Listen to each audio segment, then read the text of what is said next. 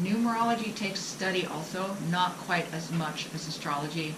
Because astrology, there's so many planets, there's so many cross-referencing things that you have to do. So if you find that something enjoyable and you seem to kind of get it right away, it's probably a good system for you, right? So if you struggle today with this, you might find out, not so much for me. That make sense? Yeah? Okay. So as always, this is a book that I've recommended, and I have it on the website reading list. This is my favorite book on numerology, especially for starting up. And one of the reasons I love it is it deals in double-digit numerology. So you can have a 9, that is a 63, a 27, a 45, a 54, and it talks about how do you break down that energy? What kind of 9 is it? What kind of 2 is it? And also in this book, she does hook it up with the classic tarot. And at the very end also, she has some writing about that.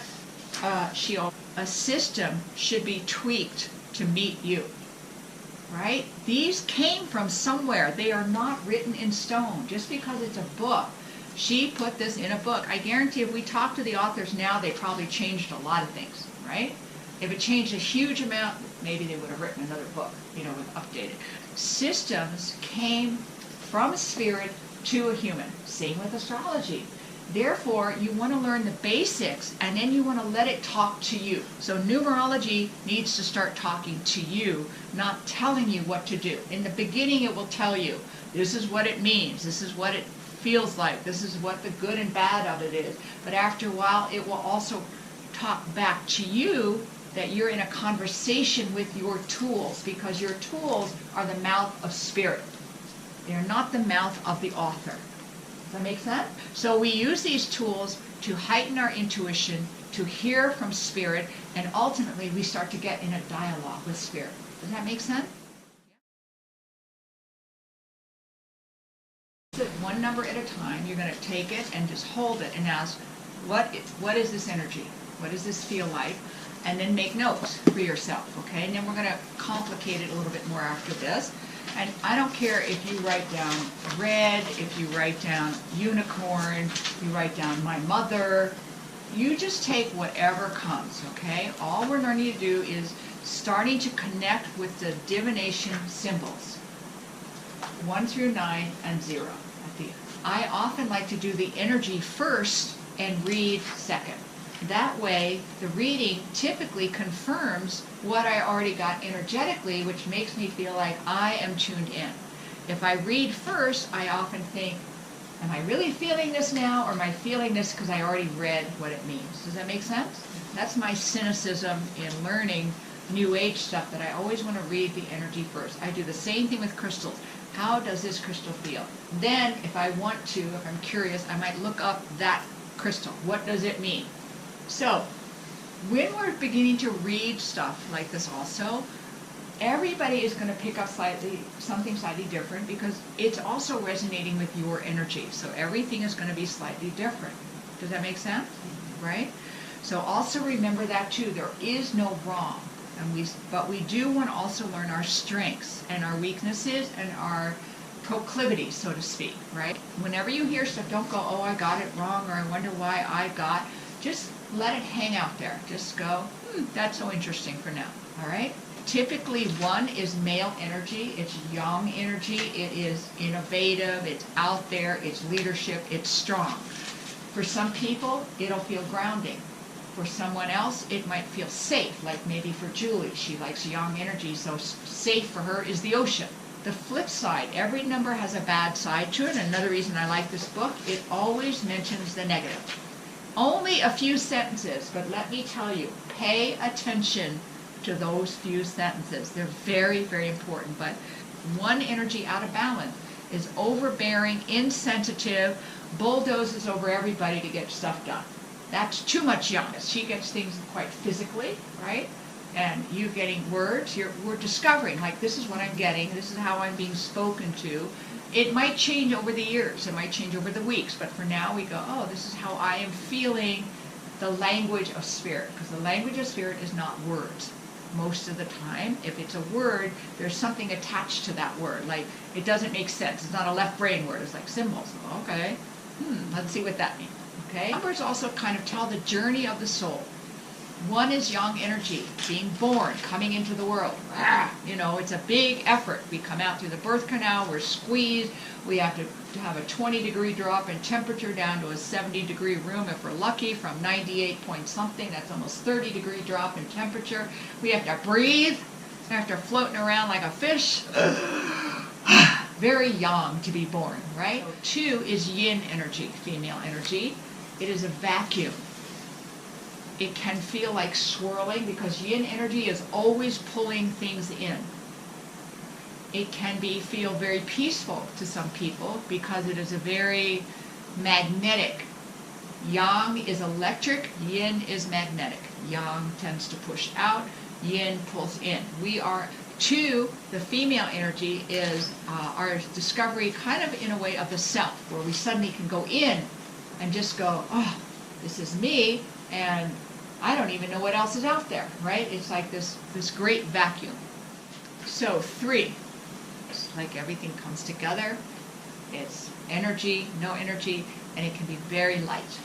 3 is a very happy number, very happy number. 3 brings these energies together of understanding there's kind of me and the unknown, yin energy of like, I don't even know what's out there, I don't know what's coming in, and the yang energy that says, I have to do something. That is how we bring it together. 4, it is a yin energy, interestingly enough, but it is about manifesting or completing, right? But it's coming from kind of this intuitive place also, not just doing stuff. Building a house, I have this image of what I want the house, right? And then I start to work with an architect and I get a blueprint. Now I have the blueprint, now I have the architect, now I have the vision, I have all the plans. That's 3. 4 is you get a hammer out and you build it. But you kind of do it with some guidance as well. Too much 4 energy in your chart in numerology, you're going to work this life. Everything, you have to complete everything before you can go to the next step. You're going to be required to do that. 4 is the finishing touch. You have to have the frame up, the screws in the back of the frame, hang the picture, that's 4. So 5 is often called the number of the downfall of spiritual growth, right? It is a very important number. It's in the middle of the 1 through 9 and 0. 5 is the mind, the intellect, the left brain. 5 is the physical body. 5 is the 5 senses. People who have a lot of 5 in their charts are always addicts. End of story. They're always addicted to something that they will struggle with, whether it is talking too much or shooting heroin or sexual addiction. They always have something they do too much of that runs them. That's what I call addiction. 5 is called the downfall of man because 5 is the number where your mind really kicks in and goes, I am amazing. I can think of all these things. I can get all this stuff done. I can run a marathon. It's like reveling in the fact that you are a human. And why it's called the downfall is that you can either take that energy and say, this is amazing, now I'm going to push it up towards spirituality, or you can say, this is amazing, and I'm going to get a lot of cars, I'm going to sleep with a lot of people, I'm going to make a lot of money. So people with a lot of 5s often have a tremendous amount of wealth. They tend to be, though, addicts and a little cuckoo, right? They also, with a lot of 5s, they tend to have a very, very brilliant mind. 5 now starts to say, what else is out there? What else can I do besides that? I want to go somewhere else. What else can I think of? What else can I do physically? What else can I get involved in? What other universe is there? So 5 can also be very spiritual, where it says, Earth is not enough. I get all Earth. I'm done with it. What else is there? And starts looking up. 6 is the beginning of feeling connected to humanity in a spiritual way, right? It can also be on the, everything, has a good and bad side to it. 6 can also be meaning that you actually do feel connected to humanity by having a family. People who run a lot of 6 energy, they always have children, they're always married, they always have family. Few exceptions. Once in a while you might have someone like Oprah Winfrey who said, when she was in Africa with her girls' school, and she said, "Now I know why I didn't have children. These are my children. The children of the world are my children." That can be 6 energy also, combined probably with a lot of 5 energy as well to make it bigger. 6 energy is about mothering, community, home, safety. It is also perfectionistic, beauty and harmony. So it can also be very artistic. A lot of 6 energy wants to create harmony. So harmony can be created through relationships, in the home, or through art. A lot of 6 energy, you are extremely idealistic. Everything on earth disappoints you on some level. 6 is the beginning also of understanding earth can never be as beautiful as you want life to be. Therefore, it is the beginning of saying, I want to go up to spirit. 5 is a turning point. Do I want to go up, or do I want to stay here and play? Yeah, get money and stuff. 6 is like saying, okay, can I try to make earth better? But maybe I need to go higher, because that's where the true beauty is. That's where the true harmony is. And at some point we get to the place in a 6 energy, you will learn in this life, if you're running a lot of 6 energy, the great beauty and perfection, it is not on earth. It just isn't. What you can perceive as like the perfect thing is bigger. It's spiritual. Unconditional love to me only exists in the spiritual world. 7 is the number of the mystic and of the spiritual teacher and the lone wolf. So if you see this journey as told by numbers, 6, we are now striving for the beauty, the perfection, and we start to reach for spirituality. Then you turn to 7 and it gets a little extreme. You go, well, forget earth, man. I want to just stay up here, right? So people who run a lot of 7, in their chart, their life will always be very unusual. It will not work following earth plane law. It just doesn't. They tend to be lone wolves. They tend to isolate themselves a lot. They tend to need isolation. The flip side of too much 7 energy, almost always you will find people who are unbalanced running a 7 energy, an alcoholic. They may also be using hallucinogenic drugs or smoking weed because they have a very hard time tolerating the energy of earth. So they want to be in that altered state. So if they don't have a spiritual practice and they're running a 7, they're going to get high, because that duplicates feeling spiritual energy without the work. So 7 is now the true beginning of ascension into the higher domains of spirituality. If I see people running a 7 energy, I tell them, you have to meditate. You need a practice. You have to do something. If you can't meditate, if you're not going to learn how to meditate, do Tai Chi, Qigong, something, martial arts, something, or you are not going to be in good shape. So people who have a lot of 8 in their chart, they can have a lot of prosperity earned from other lifetimes. They can have that. But also, it's kind of a testing number. It's considered bad luck in some cultures, because when you have luck coming in from other lifetimes and you're not spiritually aware, you can get greedy. I got money, I got cars, I got prosperity. It can be the number of prosperity and money and power also. It is related to power. So it's a testing number saying, if you get all this lifetime, are you going to abuse it again? Or are you going to abuse it for the first time? Like, you think you're so spiritual?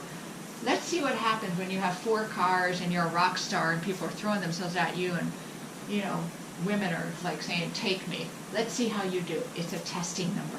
However, if you're very spiritual, you can understand, you know that everything that's coming in is karma, and you don't pay any attention to the prosperity card. You just go, money's coming in, this has something to do with another life, I'm going to check it out. So maybe you get very rich, but you don't let it go to your head. You don't make it the meaning of your life. You don't lose yourself in it. You understand it is a test, right? Also with 8, if you have a lot of 8 influence, almost every relationship, if not every relationship, is going to be karmic. Meaning every relationship you're going to be tested how you handle that interaction with that person. To explain a little bit about the Eastern view of karma, if you talk to someone from mainland China and they say to you, you are very lucky, what they mean is you have earned good fortune in this life because of what you did in another life. They don't mean it like America lucky, like a crapshoot. It is earned good fortune, right? So karma also means too that we came back here not just to have experiences, but to redo some things we did in another life and make different choices. It is not eye for an eye, tooth for a tooth like they teach in America. That is the corruption of the Judeo-Christian tradition. In other words, I punched you last life, we come in this life, you punched me, now we're even. That is not karma. When people say, I owe this person karma, to me that is a completely absurd statement. If I say I have karma with somebody, it means that we came together in another life and we did yucky things to each other. So now we want to come together again in this life and see if we can do it better. It's a do-over. It's not payback. It's a do-over. Here's 6, you kind of wake up. 7, you reach for spirit. 8 goes, you sure you want spirit? We're going to put sex, drugs, rock and roll in front of your face and see how you do. Typically will have something to do with prosperity, either loss of or gain of, okay. Both of which test us. Same thing with power. You'll lose power, you'll gain power. Both of those test us. Like, you have to have a self first before you can have selfless service. Otherwise, you're a raging codependent doormat, running around taking care of everybody. Selfless service means you have a self, you love the self, you care for the self, and now you're willing to give it away. Selfless service is filled with joy. It's like when you have a garden and all your tomatoes come up, and you, like right now, I have like 30 nectarines sitting in my refrigerator, which I can't possibly eat, right? I'm giving them away because I have too much. So I'm like, take it, or I'm throwing them out. The horses are eating them, right? That I'm giving from abundance. That is selfless service. Too many tomatoes, and you go, here. But to get the tomatoes, you had to grow the garden. You had to put a fence up. You had to weed it. You had to keep the deer out of it. And you had to say, this is mine. This is my garden. Get out. Stay out of it. Now I've got tomatoes. Here you go. Right? So selfless service is not reading scripture and then working on the food line and living poor and giving everything away because I want to be Jesus. It should come out of a joyous overabundance. That is selfless service. 9 also is very psychic, very telepathic. It is the height of spirituality and a tremendous amount of wisdom also. Not the 5 energy of the left brain, but the wisdom of the mystic and the left brain together, like spiritual energy along with human wisdom. It's kind of like being an elder and a mystic at the same time. The art that comes out of people who run a lot of 9 is always transformational art. I've never seen people with a lot of 9s do commercial art. Like, here's my watercolor drawing of the open food market in Mumbai, India. You know, oh, that's pretty. No, they do art that you look at and go, wow, right? It's that art that stirs the soul. So they have a lot of artistic drive. They have a lot of selfless service drive. And they're very, very psychic also. 9 energy wants everything to be in cosmic order. So 9 people very often are seen as arrogant and rigid by humans, normal humans, muggles. Because 9 will be with somebody and see the cosmic energy of that person, and they're impatient a little bit, like, you need to be over here. This needs to go this way. It is the flow of the galaxy, and they're usually right. Right? So without a good practice, they can get rigid and controlling and disillusioned, and very often they will run around trying to kind of fix everything as a way to not tune into that very profound energy. It's a very disturbing energy to live with. because it's seeing so far beneath the surface and what's going on. To talk about it, you almost have to pull yourself up physically to find words for the unknown.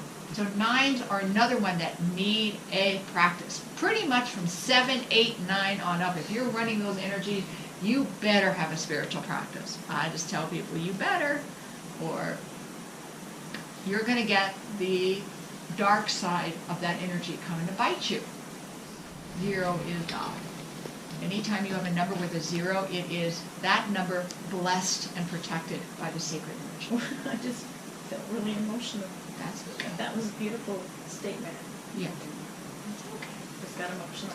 It's okay to get emotional. The God energy is very emotional. It is so beautiful. It's home. Yeah. It's our home, right? And we tune into it like, oh, can I go home now? Yeah. So anytime you have a 0 in a number, you can count on there's no escaping that energy, and you are very protected, which can be good news and bad news. The good news is you might need that protection. The good news is you are protected, right? So we always have to look, these are all being taken out of context, so you always have to look at the context, like, do I need protection? Or am I being protected, therefore I can go a little further than maybe I was feeling I could go. 0 energy is above and below. It's everything. It is your favorite energy. It is my favorite energy.